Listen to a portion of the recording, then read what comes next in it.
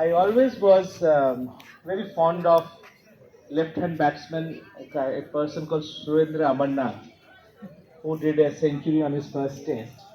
But thereafter, he never played any test. So I don't think that fate befalls on me, that after this speech, you don't call me back. But with thanks to the very esteemed dais here and the esteemed students. I just had a PhD viva of my student Jayant Kumar, who became a doctor today, and many things that I need to say. He will be speaking on the television as a national spokesperson for RJD. So congratulations, Jayant, wherever you are, on your getting a JNU degree. We must pride ourselves of a JNU student, JNU degree holder. I pride myself of a JNU alumni. And you keep the flag high wherever you are. Unless you take pride in your institution, there's no point making big noise. And therefore, my presence here is that I take pride in being from a land where, in fact, accidentally or incidentally, Birsa and I come from the same subdivision called Kuti. And my village is around 35 kilometers from his birthplace. Yeah. That's a moment of pride whenever we heard the reference we used to have.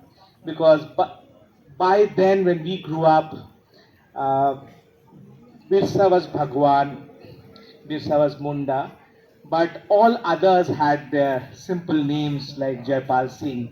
He hadn't become a Munda as I see the posters nowadays, or somebody had not become something, something, something. So we had this collective sense of icons. And I grew up in a steel city, it's called Bokaro Steel City, where my father used to organize on the 15th November to capture one of the signposts of the city through which you enter the city, and wanted to name it as Birsa Chowk. So 15th November was a time in the 70s when we were little toddler. We used to prepare the whole day, the bundia, whatever prasad we used to call, and take it to that chowk. My mother, my siblings, they were all prepared this, and we used to have chief guest for that occasion.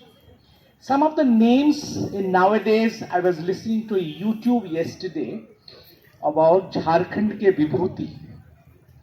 And I was quite appalled and very angry, because the person who was doing that as a tutorial, he was using the word Iska, not the honorific Inca. So as if the leader was an inanimate object. And it was very appalling, because that person I heard was a kind of inspiration for us. And you know, why do we need inspiration in times which is a normal times? Accidental big moments come in history once. Birsa came and inspired in that very, very momentous time in 1890s, 99. But then there are normal periods. In philosophy of science, you must have read Thomas Kuhn when he said scientific revolution, but then 200, 300 years of normal science when it gets stabilized. But it is in the normal times where you need desperately inspiration. That roj 9 baje pani aayegi, roj bijli rahegi. These are normal process of administration, which people forget in terms of larger slogans. That is where the 70s that I'm talking about is a very, very momentous moment for all of us. For you, your generation, when I'm addressing to you, when I teach MA classes, sometimes 70s is a lost gap, lost period. The memories are not there. And for us, 70s is a memory, because I came to this university as a student from Ranchi. We used to have this problem. When we used to come and introduce ourselves, people would ask me whether I was from Bihar. My teachers, for example, Bipin Chandra in his first class was taking introduction. So I said, are you from Bihar? I said, no, I'm from Ranchi. Because Ranchi was an identity that we used to carry. Jharkhand was not there in the mental map that we had. So that is In the normal times inspiration is the 70s, which is very critical to understand the nature of transformation that we are seeing today, and primarily so-called the entire process of development, of capitalist development more so, in Jharkhand, and plus Jharkhand plus something else. Today's Jharkhand is a couple of districts from Bihar. But the idea of Jharkhand, as historians would tell you, or for example, I'm not writing any books, I don't read much on Jharkhand because we grew up with those notions. And Jharkhand was part of, or composed of, or demanded as is from 1928 onwards, with the certain districts of the West Bengal, certain districts of what is called central provinces, which are now in Chhattisgarh. And suddenly when Jharkhand came in 1999 or 2000, we didn't feel happy because in our mind, Jharkhand was that large area where we all lived mentally. And why I'm harking back on that large map, because this is the map in central India which is under turbulence over the last 150 years, because this is what is just Chandan referred to as mining area. I'm not going to mining just now. I'll give you the tidbits of the 70s Birsa Jayanti on 15th November that used to organize. And the person I was talking to you about, the YouTube video yesterday I was seeing, tutorial, is a person called Sushil Kumar Bage. Not a big name for any of historians, but he was deputy leader of the Bihar Legislative Assembly for almost 10-15 years. He was the leader of Jharkhand movement at that point of time, which was actually also became a political party, and was in that sense, people like Sushil Kumar Bage retained the normal struggle that was going on in many ways in a legislative assembly outside, because once you had Birsa gone, you had Jaipal Singh come and gone, the movement or the idea of a movement, idea of a Jharkhand, idea of a people's land has to remain there. And that is where the 70s people I'm talking to. The second name that came to my mind is a completely forgotten person who used to come, and I used to ask him, Mr. Richards, what is your message for the day? I was a young kid, and he was the chief guest of one of those 74, 75. And he said, be honest to your movement, whatever movement you are doing, whatever studies you are doing. And I still carry. This is Justin Richard. I don't think many in Jharkhand movement even today remember. He was from Manoharpur, Singhbhum. Now there's a lady called Jahanara Jaipal Singh, who happened to be the wife, widow of Jaipal Singh. But she was a minister in Delhi, a lot of things. And she also was very privy to the members of tribal community, Jharkhand party in some sense. Now, when we refer to Jharkhand and the tribal, we think of mining, and it is in the mining area, if you remember, or if you have some connection with what goes on I'm not talking about gangs of Wasipur and all these things, but the real mining areas, that what happened is not the lumpenized Wasipur gangs. It is huge, large-scale displacement.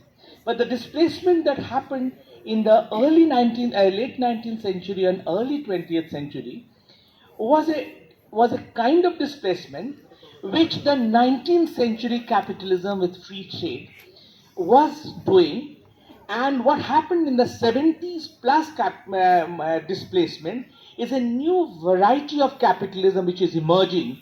Sometimes, if you don't want to say in your thesis, in your article that I'm working on capitalism, you use a euphemistic term called new liberalism. It becomes safe, politically correct statement.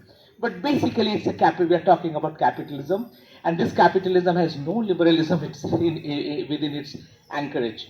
So what the two kind of displacement that happened? The 19th century displacement, and as a displacement from land, and also you are taking away from your land to very many places across the subcontinent and other parts of the country. Recently, Jharkhand leader Mahadev Toppo actually had gone to Mauritius where he found out that a lot of people from Jharkhand area had been taken to Mauritius. But it's very difficult for him or the team to find out because the population has been so mixed as to who had gone from Jharkhand. But that apart, what has happened in this process of taking people away is a cross-national spread of displacement of people, primarily the Santals of this area, who have been now in Bangladesh, in Myanmar, in many other places. Interestingly, one of your chief guests today happens to be from the same city that I come from, and we have a place called Gadi Khana. Now, if you go in that city, there's no Gadi and there's no Khana, but that is a place where the laborers were brought to the city of Ranchi from interior hinterland, and from there they are transported to different parts, primarily Assam. Interesting, I don't know whether you heard this word, which is a very colloquial word called Mota Asami. Have you heard this word? In films and other, that Mota Asami. Mota Asami is referred to a person from Rajasthan who had gone through Ranchi to Assam, made big money and become fat. So this is a Sikar and Jhunjhunu and Churu district people used to refer to their kings in Assam. But many of these transactions happened on the human bodies, where the bodies were transferred from Ranchi and hinterland to that part and beyond. So that is one kind of displacement. And it is in this context of displacement that a leader like Birsa Munda emerges in the area which is generally called Munda hinterland, Khuti district primarily. And this is the entire movement, and the over of the movement is about the complete collapse of a social order that was emerging. But when we were taking inspiration today, and for example in 1970 I was taking inspiration, is not about the complete collapse of a social order, but we were taking inspiration in front of us was a new order emerging, which was a collapse of all the socialist promises that the Indian Republic had given to a land in which the promises meant something very deeper to a population who had no other guardian than the Constitution and the Republic. And that is the tribal, one said, not merely tribal. The people who were displaced in these areas, primarily in the mining area, for example, the area that falls between Bengal and Bihar, Jharkhand today, is an area which is, you have districts like Asansol, Durgapur, Dhanbad, Chharia, Katra. This is the coal belt of India. And that is an area where it is not just tribal, it is the Kurmis, it is the Dalit, it's all kind of people were displaced. And the entire social disruption took place. Now, quite often this is forgotten even by historians, that this displacement of people in this area and the extent of exploitation, you can't even imagine the kind of exploitation that happened in this area, is of a kind for which the government of India, thanks to Indira Gandhi, partly Indira Gandhi, but also the communists of the 59-60s, Renu Chakravarti and all, who forced the parliament to pass the bill for nationalizing the mineral area in 1959. Finally, the decision came in 1960s, late 60s, to nationalize the collieries. Now what happens was, just before the nationalization in the colliery, the entire coal belt where now, why is it important to understand the coal belt? Because this is an area of recent battle of Adanis in Australia, and Adanis in Bangladesh, and Adanis in here. But forget about Adanis. This is a game which has been going on for a long time. So in private owners of the mines, they at least used to appoint, recruit the local labor and displace them in a different way. But after nationalization, something happened. And now it's a centralized displacement, because now the government of India was owner, BCCL, ECL, CCL, these are called Bharat Coking Coal Limited, Eastern Coalfield Limited, Central Coalfield Limited. So all these limiteds were created, and they were the owners of the mining fields now. And this is a different kind of displacement, because this is not a displacement of just the bodies, but a complete lumpenization of the place with huge mafia thugs coming. And this belt, if you have any, if you do any work on 70s, this is the area or the coal, what is called the coal unions and coal mafias came up, and the big names, I won't use the names here, big names came up, and the criminal gangs. This is where the inspiration of some of the movies that you see nowadays. So this is an acute, there's no remedy. So if you're a young person in the 70s, it was a very despondent days. There's nowhere you can look up, because the political scenario, political parties, whether Congress, whether BJP was not there, so I can't even blame them.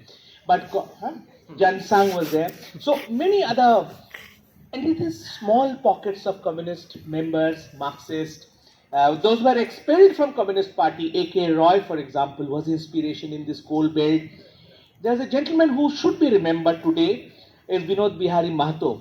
He was a lawyer by training. He studied in St. Columbus, Ranchi University, became a lawyer. And when the factory where I was born, the city where I was born, remember one thing, is that all the displacement due to the post-independence developmental project happened. Apart from the design that we are developing a capitalism of a new kind, there was an overestimation of the land required. So all this project acquired huge land which was not required, and that is now being gifted to different kind of function. So Ranchi today, for example, for you may be a place of Dhoni, but for me it's a pathetic place, because the land which was acquired by Nehru's government to make an Indian Mitsubishi called HEC, Heavy Engineering Corporation, is so huge that that became the center of a new biopolitical system. You all know Foucault and others.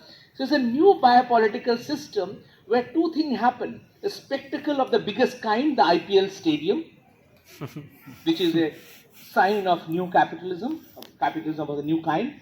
And second, National Judicial Academy, Secretariat, the site of governance of a new kind.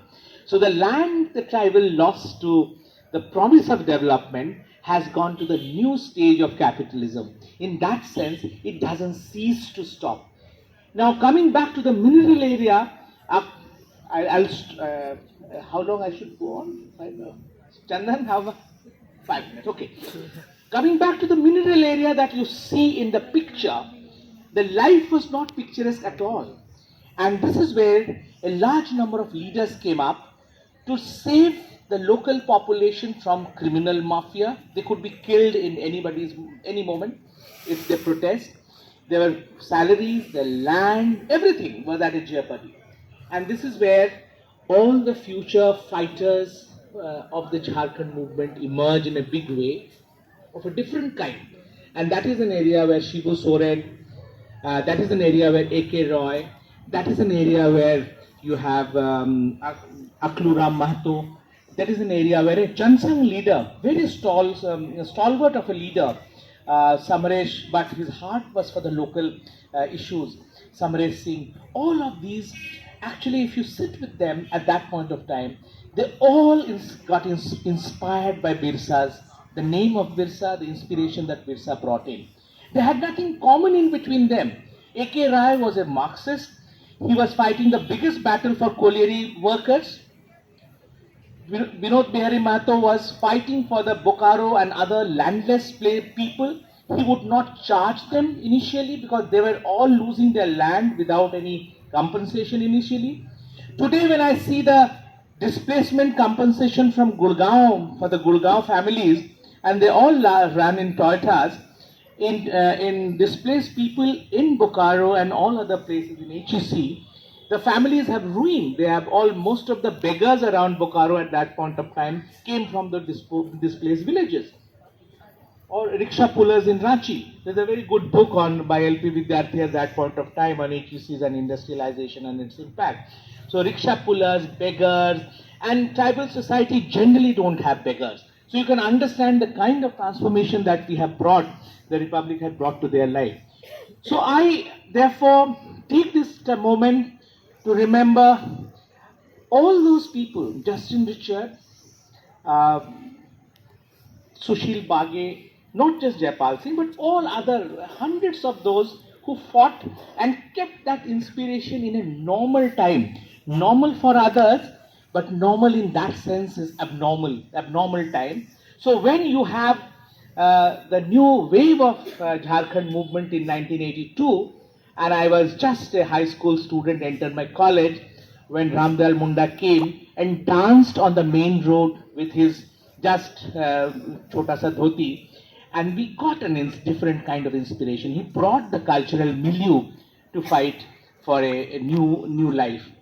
So it is with these words, let me thank all of you for being here on a very auspicious day of Nehru's birthday, and I am very lucky to have Birsa's Jayanti combined, coinciding with this day that I could remember on my maiden test. Thank you. Thank you.